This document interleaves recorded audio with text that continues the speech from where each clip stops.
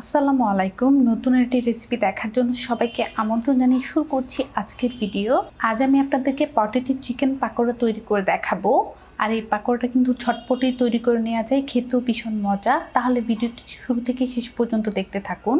পাকোড়াটা তৈরি করার জন্য এখানে 250 গ্রাম পরিমাণ মুরগির বুকের মাংস ঠিক এরকম কিউব করে কেটে নিয়েছি। সবগুলো পিস একই সাইজ করে আমি কেটে নিলাম। এখন এই মাংসটাকে আমরা ম্যারিনেট করে নিব। চিকেনটা ম্যারিনেট করার জন্য এখানে একটা বাটি নিয়ে নিলাম, আর চিকেনের পিসগুলো এই বাটির মধ্যে এখন নিয়ে নিব।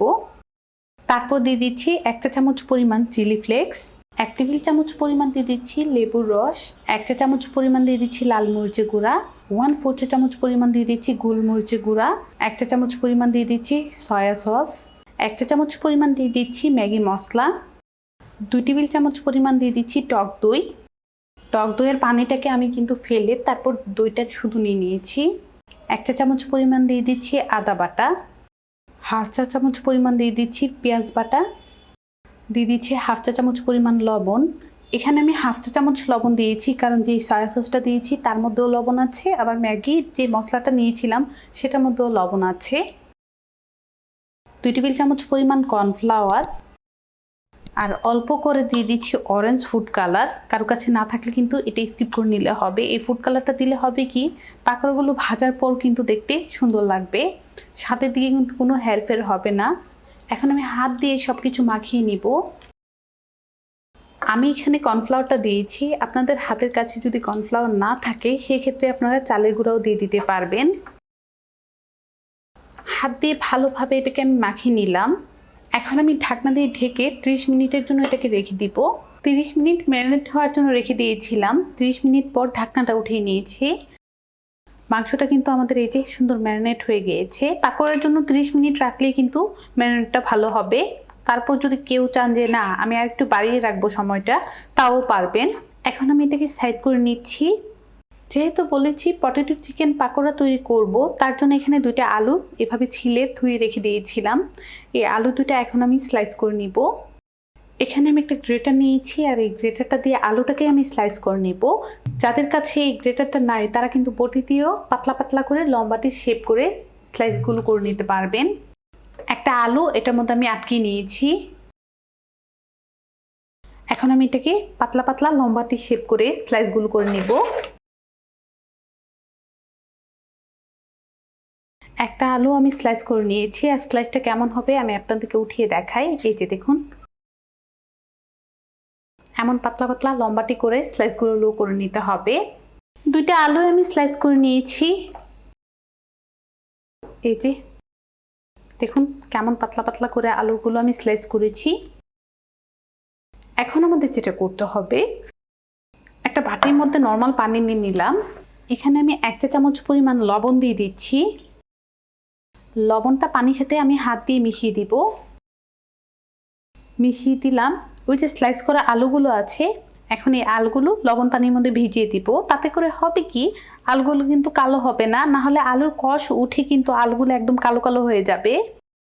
আর লবণ পানিতে দিলে কিন্তু আলুগুলো সফট হয়ে যাবে। পাকোড়া বানাতে গেলে কিন্তু আমাদের আলুগুলো ভেঙে যাবে না। কিছুক্ষণ এই লবণ পানির মধ্যে আলুগুলো ভিজিয়ে রাখবো। কিছুক্ষণ এই লবণ পানির মধ্যে ভিজিয়ে রেখে দিয়েছিলাম। এখন নর্মাল পানি দিয়ে আবারও এই আলুগুলোকে ভালো করে ধুয়ে নিব।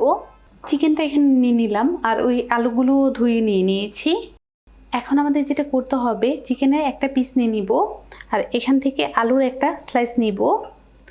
তারপর এই আলু স্লাইসের মধ্যে এভাবে চিকেনটাকে রেখে দিব। একদম মাঝ বরাবর কিন্তু আলু স্লাইসের মধ্যে চিকেনটা রেখে দিয়েছি। তারপর এইভাবে এটাকে ফোল্ড করে দিতে হবে, আর একটা টুথপিক দিয়ে এটাকে এভাবে আটকিয়ে দিব। টুথপিকগুলো কিন্তু আমি 10 মিনিট পানির মধ্যে ভিজিয়ে রেখে দিয়েছিলাম, না হলে কিন্তু ভাজার সময় টুথপিকগুলো পুড়ে যাবে। যদি আমরা আলুগুলো লবণ পানির মধ্যে না ভিজাই তাহলে কিন্তু আলুগুলো সফট হবে না, ফোল্ড করার সময় কিন্তু ভেঙে যাবে। এই যে আরেকটি বানিয়ে নিলাম। তো এইভাবে সবগুলো বানিয়ে নিব।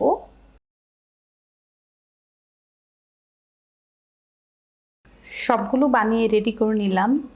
এখানে আমি আরেকটি বাটি নিয়ে নিলাম, আর এই বাটির মধ্যে 1/3 কাপ কর্নফ্লাওয়ার নিয়ে নিচ্ছি। 1/4 কাপ পানি দিয়ে দিচ্ছি। একটা চামচের সাহায্যে পানি আর কর্নফ্লাওয়ারটা মিশিয়ে নিব। কর্নফ্লাওয়ারটা আমি মিশিয়ে নিয়েছি পানির সাথে, আর এই কর্নফ্লাওয়ার মিশ্রণটা কিন্তু একটু ভারী করে তারপর তৈরি করে নিতে হবে। এখন আমরা পাকোড়াগুলো ভাজার জন্য চুলায় চলে যাব। চুলার মধ্যে আমি একটা ফ্রাই প্যান বসিয়ে তেল দিয়েছি পাকোড়াগুলো ভাজার জন্য, আর তেলটাকে গরম করে নিব। তেলটা আমাদের মোটামুটি গরম হয়ে গিয়েছে। ওই যে কর্নফ্লাওয়ারের ব্যাটারটা তৈরি করে রেখে দিয়েছিলাম, এটা নিয়ে নিয়েছি। আর পাকোড়ার একটা স্লাইস এখানে নিয়ে নিব। তারপর এটার মধ্যে এইভাবে চুবিয়ে সরাসরি তেলে দিয়ে দিব।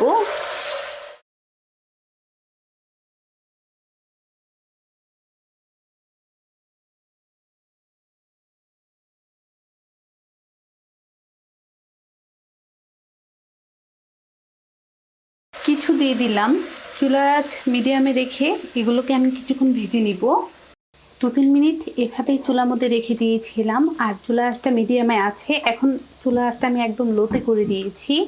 চুলার আঁচ যদি লোতে না করে দিই তাহলে কিন্তু আলুটা সুন্দর ক্রিস্পি হবে না, আর মাংসটাও কুক হবে না। পাকোড়াগুলো আমি এখন উল্টিয়ে দিব।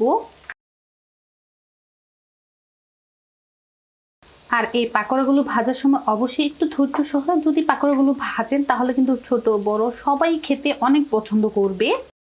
তো আরও কিছুক্ষণ এভাবে চুলার মধ্যে ভেজে নিব।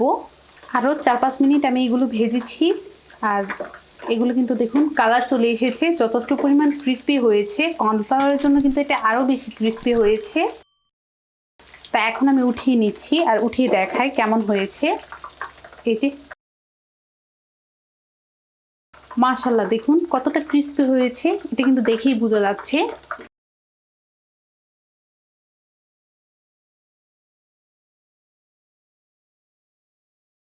পরেরগুলো আমি সেম প্রসেসে ভেজে নিচ্ছি।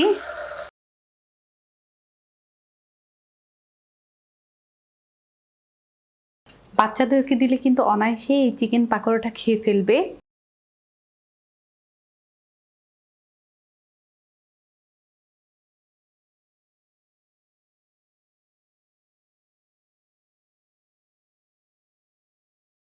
কতটা ক্রিস্পি হয়েছে আমি আপনাদেরকে একটা ভেঙে দেখাই। আর চিকেনটাও সুন্দর কুক হয়েছে। এই যে